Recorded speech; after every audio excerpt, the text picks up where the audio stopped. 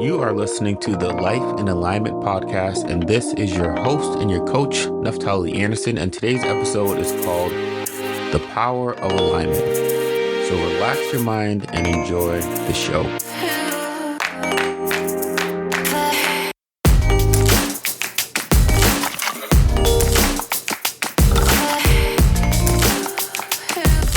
So I want to get a bit deeper into the conversation of alignment. What is alignment? What do I even mean when I say that? Some people say that it's like the same thing as authenticity, but to me, that's really just a piece of it, because the word authenticity has just become so like skin deep level as far as I'm concerned. Authenticity, when people say it, is usually focused a lot on their character. Are you being authentic in your character, how you're speaking, how are you being honest? Are you showing up, essentially true to your nature? But when I talk about alignment, that really comes down to, are you living by your internal code? Okay. Are you being absolutely true to your value system, to what truly intrinsically drives you? Okay. Alignment is going all the way down to that soul, that spiritual level, not just, you're authentic in that moment. Um, you're showing some transparency or something like that. This is about living by your deepest beliefs, really. Honoring your deepest feelings, paying attention to who you are and what you believe about yourself. So when it comes to alignment, it's really what drives your decisions and it guides your actions and your results. Sometimes we have beliefs that we don't even know that we have, but they actually drive what we're doing every single day. They drive our results and our actions. And so when we're not in alignment with ourselves, other people can control our narrative, because they can input a story in our mind and affect how we feel about ourselves. And when they change how we feel about ourselves, then we change how we act in a situation. So I'm going to share with you just a quick basketball story. Back in high school, like, basketball was my favorite sport growing up. And between junior year, I didn't play a whole lot and everything. And coach told me if I wanted more game time, I had to make what they called Bay State games, which was something that was in Massachusetts. A lot of people that were in like summer camps, AAU, that played a lot of ball. Those are the people that made the team for the Bay State games. I did none of that. I couldn't afford to go to all these basketball camps and all those things. I just played ball in the streets, and I just liked the game. But I went out, I tried out for the team, me and my boy at the time, and I made the team, and that was awesome. And I was so proud of myself for making that team. And, me and my boy, we were the first person at practice every day. We were the last people to leave every day. We honestly put in the work. And so now senior year comes around. We start the preseason, and I'm doing extremely well, and I'm getting a lot of game time. Even the school I was at before I went to that high school, we played against them in a game, and people were talking about just, my performance. And so I was very confident in who I was and how I was showing up, and it showed on the basketball court. And so I figured when the real season starts after preseason, it's just going to continue. I'm going to continue to get this game time. I'm going to continue to move forward and show out. And as soon as the season started, I was benched. I sat on the bench, and I didn't get much game time at all. And so that affected the story that I was telling myself.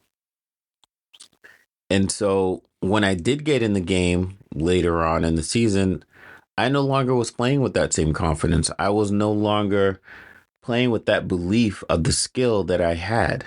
And nothing physically about me changed. I still had that skill.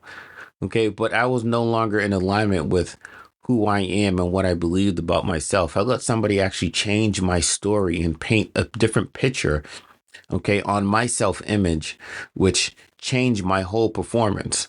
Okay, I wasn't doing the same moves that I was doing before. I wasn't hitting the shots that I was making before.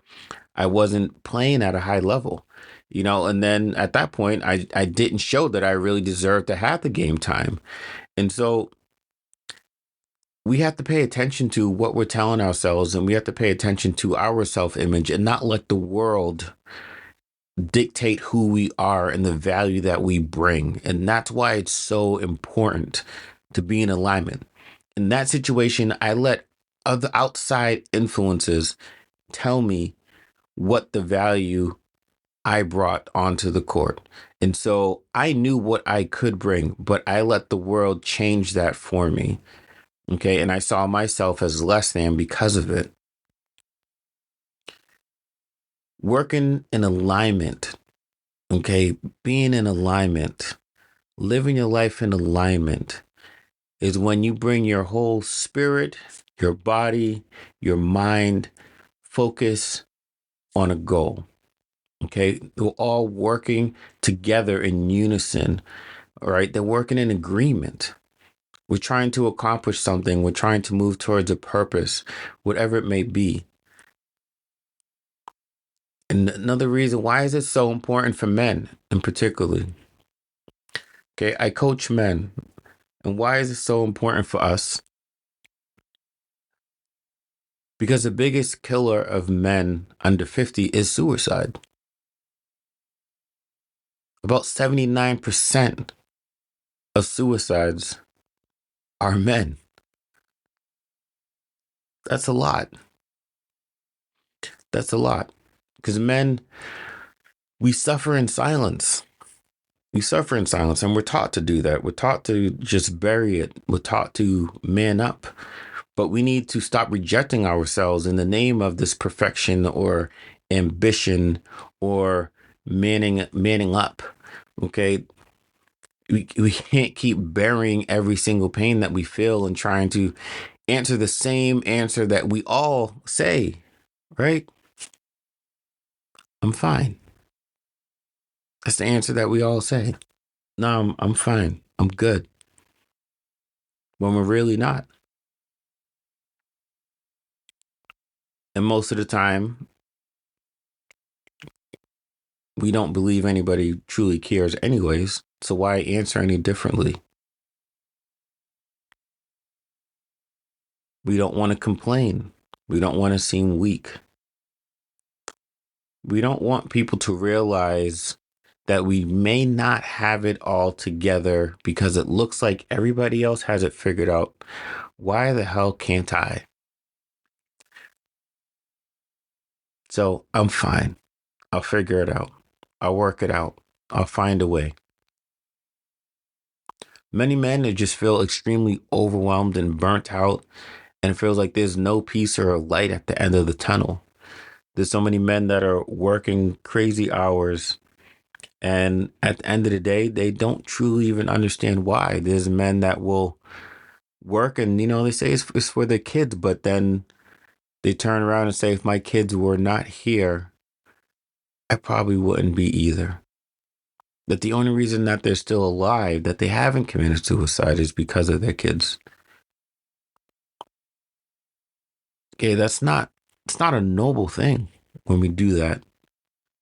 Sounds noble, but it's not. It's a very dark place to be in.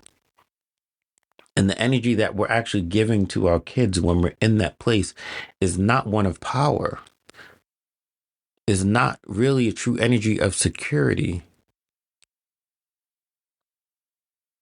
Okay, we're walking around with that dark, defeated energy with fake smiles all the time, and we have to do better, but we can't do better until we start to learn and embrace living in alignment. Because when we live in alignment, we can build from a place of power, okay, not need.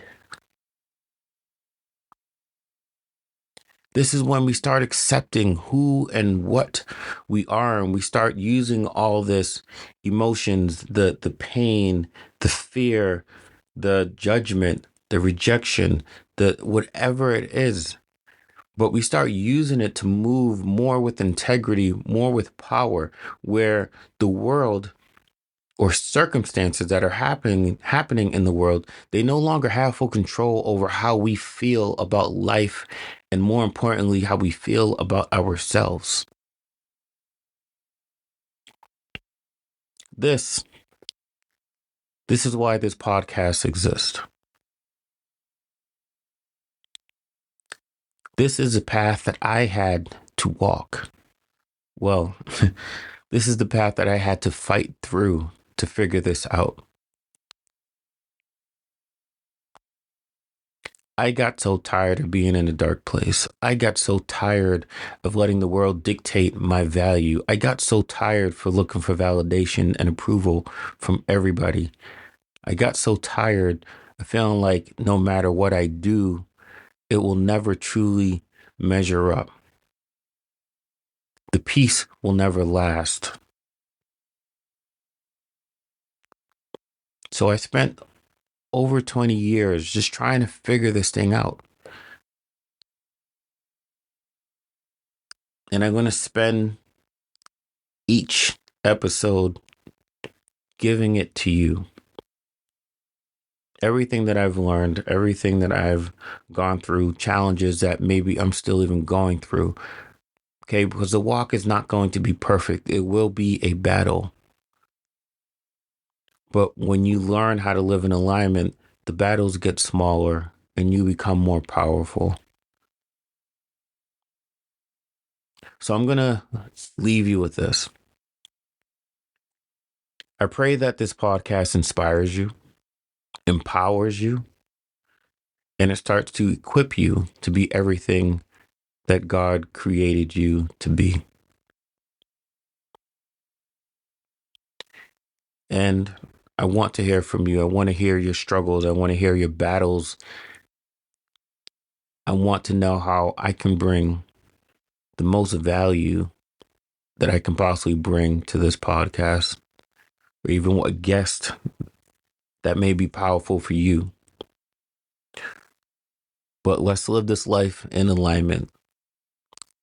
Let's start to accept and respect who we are by our actions, blocking out our time, making time for ourselves to build. Because the biggest person that rejects us as men is ourselves. But we have to come into alignment and work in unison with our whole being and start to feel powerful in this world and start to create peace for ourselves. So, thank you for listening, and I hope to hear from you. And until next time, this is Naftali Anderson